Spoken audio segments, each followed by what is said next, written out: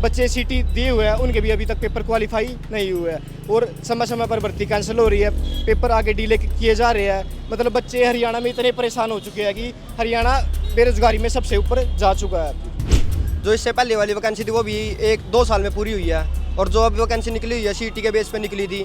जिन्होंने पहले 2022 के बाद 12th किया उनका तो सीटी हुआ नहीं है, उनके तो 3 साल खराब हो चुके हैं ना। 12वीं के बाद कुछ ऐसी चीज़ें करनी चाहिए कि हाँ भाई जो घर की स्थिति सही ना है, मिडिल क्लास है, भाई 12वीं के बाद भी कुछ कि भाई लग जाए, घर की स्थिति सही ना होती है फिर उसके बाद भाई पढ़ाई छोड़ कर दिहाड़ी मजदूरी करनी पड़ा है, कंपनियों में जाना पड़ा है। बेरोजगारी के कारण देश छोड़ जरूर जा रहे बच्चे नौजवान। मैंने 12th की थी 2022 में, 2022 में इन्होंने सीटी ले लिया। उस समय मेरी एज नहीं थी, लेकिन मैं अब अडल्ट हो चुका हूँ, 18 साल से ऊपर जा चुका हूँ और फार्म भरने के लिए एलिजिबल हूँ।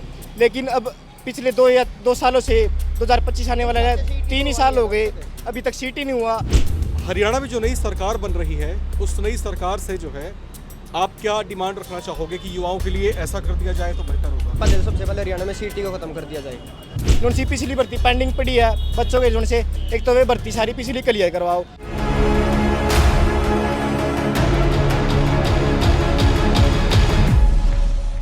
हरियाणा विधानसभा चुनाव को लेकर के नवभारत टाइम्स की जो चुनावी यात्रा है वो पहुंच चुकी है पानीपत। पानीपत की इस धरती पर हम युवाओं से बात करेंगे, उनसे समझने की हम कोशिश करेंगे कि आखिर उनके जहन में क्या कुछ चीज़ें चल रही हैं। कुछ कॉलेज का यूथ यहाँ पर मेरे साथ है। बहुत सारी बातें, बहुत सारी चर्चाएं अब तक यहाँ चल रही थी, लेकिन वो सारी चर्चाएं अब जो है हमारे माइक में होंगी। यहाँ पर कुछ नौजवान चेहरे आप देख रहे होंगे, बहुत कम समय इनके पास है। कॉलेज से ग्रेजुएशन या फिर अपनी जो मास्टर्स पूरी करने के बाद अपने करियर में ये लोग आगे बढ़ेंगे। अब उसमें बहुत लंबा फासला नहीं है। ऐसे में इनके दिमाग में क्या कुछ बातें चल रही हैं सरकार को लेकर के, अपने करियर को लेकर के, उनसे हम थोड़ा सा यहाँ पर जानने की कोशिश करते हैं। ये नौजवान बालक यहाँ पर खड़ा है। आप जीवन क्या बनना चाहते हो आप करियर में? मैं आगे चलकर आर्मी में ऑफिसर रैंक लेना चाहता हूँ। ऑफिसर रैंक लेना चाहते हो? इसके लिए क्या करना पड़ता है? इसके लिए यहाँ पे इसमें एनडीए का एग्ज़ाम होता है, इसमें पहले पेपर क्वालिफाई होता है, उसके बाद एसएसबी होता है जिसके में 5 दिन का इंटरव्यू होता है। यहाँ पर जो है हरियाणा में जो व्यवस्थाएं हैं, ठीक है, अब तो चुनाव का भी समय है, तो यहाँ पर जो है सरकार से आप क्या एक्सपेक्ट कर रहे हो, क्या आपकी अपेक्षाएं हैं कि युवाओं के लिए ये चीज़ कर दी जाए? जैसा कि आप सभी को पता होगा, इसमें पिछले 5 या 7 सालों में हरियाणा में केवल ग्रुप डी की वैकेंसी निकल रही है, जो भी सीटी के थ्रू हो रही है। इन्होंने वादा किया था कि हम हर साल में सीटी का पेपर क्वालिफाई एग्जैक्ट करवाएंगे, लेकिन 2022 में सीटी हुआ था। जो अभी भी बच्चे सीटी दिए हुए हैं उनके भी अभी तक पेपर क्वालिफाई नहीं हुए हैं और समय समय पर भर्ती कैंसिल हो रही है, पेपर आगे डिले किए जा रहे हैं। मतलब बच्चे हरियाणा में इतने परेशान हो चुके हैं कि हरियाणा बेरोजगारी में सबसे ऊपर जा चुका है। ये जो है ये चिंता शायद हरियाणा के हर युवा की है इस समय। उनके मन में इस बात का भय है कि जब कॉलेज का समय ख़त्म हो जाएगा तो करियर में करेंगे क्या स्कोप है उनके पास। इस तरह के तमाम सवाल जो है उनके जहन में इस समय बने हुए हैं।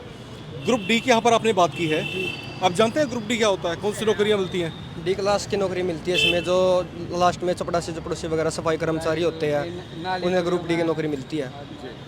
तो उसकी वैकेंसीज तो निकली हुई थी पीछे अभी? हाँ, उसकी वैकेंसी तो निकली, पर उसके अलावा जो हरियाणा पुलिस की ग्रुप सी की वैकेंसी निकली, कांस्टेबल निकली थी, जो इससे पहले वाली वैकेंसी थी वो भी 1-2 साल में पूरी हुई है और जो अभी वैकेंसी निकली हुई है सीटी के बेस पे निकली थी। जिन्होंने पहले 2022 के बाद 12th किया उनका तो सीटी हुआ नहीं है, उनके तो 3 साल खराब हो चुके हैं ना। हम अक्सर पढ़ते हैं पेपरों में कि कई बार जो है सरकारी वैकेंसीज निकलती हैं, बहुत देर से भी निकलती हैं, और जब निकलती हैं तो कई बार निरस्त हो जाती हैं।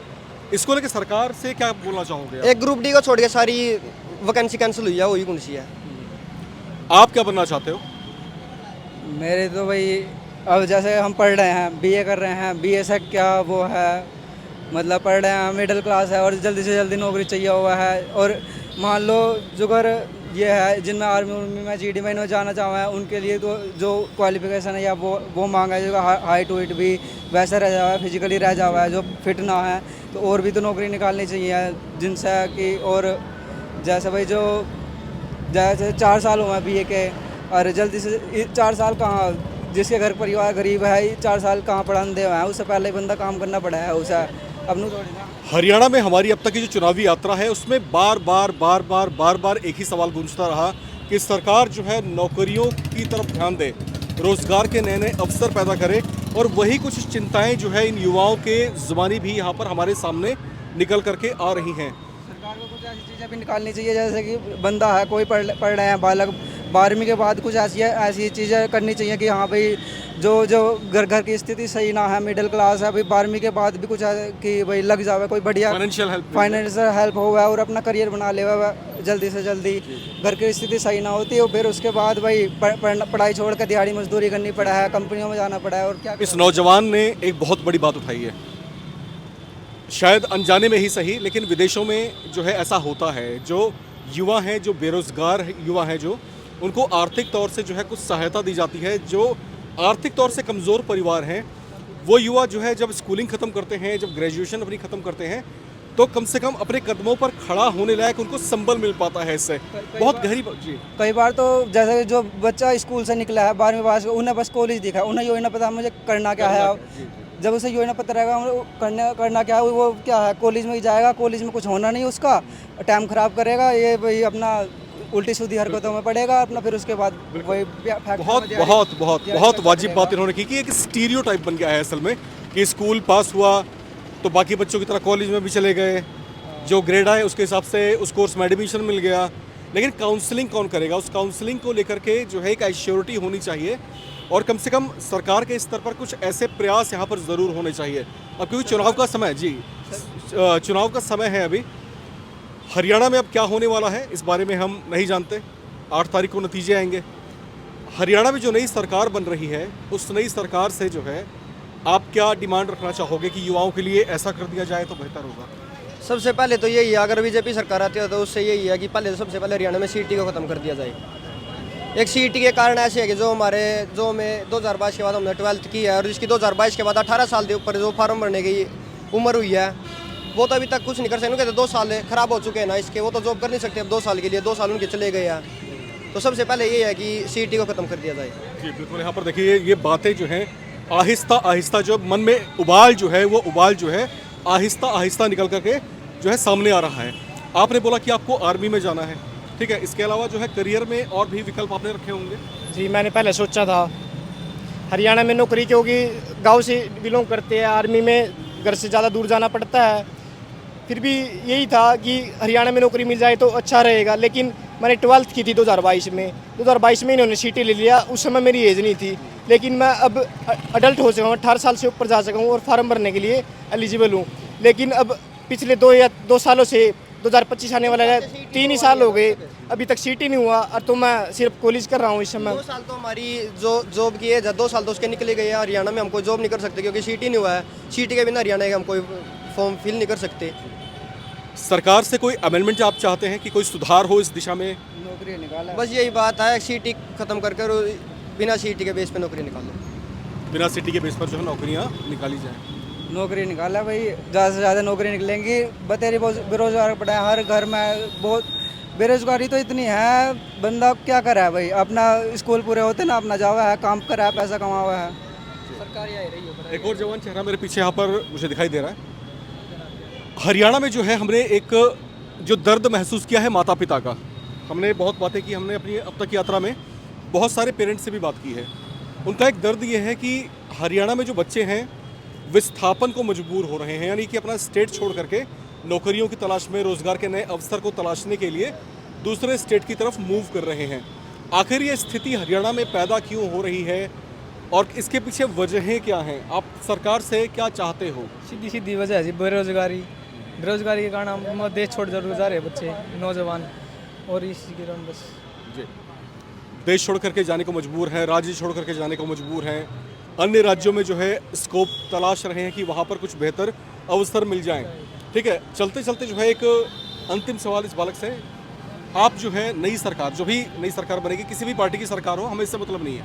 हमारा मतलब यहाँ पर ये होना चाहिए कि भाई जो भी सरकार बने वो जो है पब्लिक वेलफेयर में बेहतर तरीके से काम करे, रणनीतिक तरीके से काम करे, युवाओं के भविष्य को ध्यान में रख करके काम करे।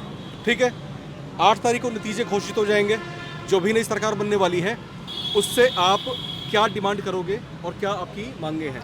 भाई देखो, अब पहले तो हम बीजेपी नहीं चाहूँगे कि हमारे स्टेट में बीजेपी सरकार आवा। बीजेपी तो ऊपर भाई हम किसी चाहते नहीं। हाँ, हरियाणा सर आवा जो सी सरकार आओ भाई, एक तरफा मतलब बीजेपी आवा। और हम सरकार तो आने के बाद यही गुजारिश करें साहब जोन सी पिछली भर्ती पेंडिंग पड़ी है बच्चों के जोन से वे भी गरीब परिवार के बालक है सारे तैयारी करा करते। एक तो वे भर्ती सारी पिछली क्लियर करवाओ और जोन से बालक अगर नए 12th कर का रहे, ये 12th करे 1.5 साल हो गए, उनकी खातर नए सीटी का पेपर ले आओ और जल्दी से जल्दी इतनी हो सकती है वैकेंसी क्लियर करवाओ भाई। यहाँ पर जो है युवाओं के साथ जब मैं बातचीत कर रहा था तो मेरी कोशिश ये थी कि ये बातचीत का क्रम जो है पॉलिटिकल ना हो जाए। मैं चाहता नहीं था कि इसमें किसी XYZ पार्टी का यहाँ पर नाम लिया जाए, मैं नहीं चाहता था।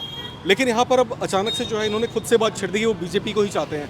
अब क्योंकि छेड़ी ही दी ये बात, मैं इनसे पूछ भी लेता हूँ कि भाई आपने जोर दे के बोला आपने भी कि बीजेपी क्यों, रीज़न क्या, कांग्रेस क्यों नहीं, INLD क्यों नहीं? कांग्रेस में भेदभाव ज़्यादा, जैसे कि हर एक चीज़ का भेदभाव है। वो सब वो बोलते हैं कि नौकरी नौकरी नौकरी। अब कुछ वीडियो वायरल हो रही है जो कांग्रेस के नेता ये बोल रहे हैं कि 8 वोट लो, 10 वोट दो और 1 नौकरी लो। हमें ये नहीं, क्योंकि बीजेपी सच्ची सरकार है, वो ये बोलती है जो पढ़ेगा लिखेगा वो नौकरी लगेगा बिना खर्चे पर। अनफेयर है, ऐसा है। सबसे बड़ी बात आप क्या बोल रहे थे? यही बोल रहे थे हम, जो मतलब जाट कम्युनिटी है जो बोल रही है अभी हम कांग्रेस सरकार आएगी तो हम अपने दो बच्चों को 3 बच्चों को बिना पढ़े लगवा देंगे।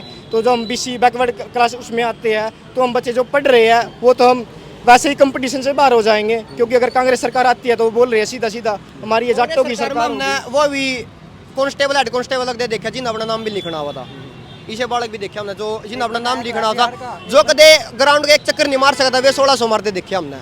उनका फिजिकल क्लियर होता, ज्वाइनिंग लेटर हाथ में देखा है। ये बहुत बड़ी बड़ी बातें यहाँ पर कर रहे हैं। हालांकि इसके पीछे की तथ्यात्मकता क्या है, इसके पीछे की हकीकत क्या है, सच्चाई क्या है, वो यहाँ पर जांच का विषय है। हालांकि युवाओं से मैं बात कर रहा था, मैं चाहता नहीं था कि यहाँ पर ये बातचीत का सिलसिला जो है पॉलिटिकल हो जाए। मैं जनरल सिनेरियो पे बात करने की कोशिश कर रहा था, लेकिन जनभावनाएं हैं निकल आती हैं, इस पर हमारा नियंत्रण नहीं। फिलहाल पानीपत में हम यहाँ पर युवाओं से बात कर रहे थे, इनके दिलों को टटोलने की कोशिश कर रहे थे। मन में क्या भय है, क्या शंकाएं हैं, भविष्य जो अप्रत्याशित है पूरी तरह से, उससे लेकर के इनके दिलों में क्या चल रहा है, तो आप लोगों ने इनकी बातें सुन करके अंदाज़ा लगा ही लिया होगा। फिलहाल मैं राम विश्वकर्मा और मेरे सहयोगी कैमरा पर्सन रोहित आपसे यहाँ पर इजाज़त लेते हैं। नमस्कार।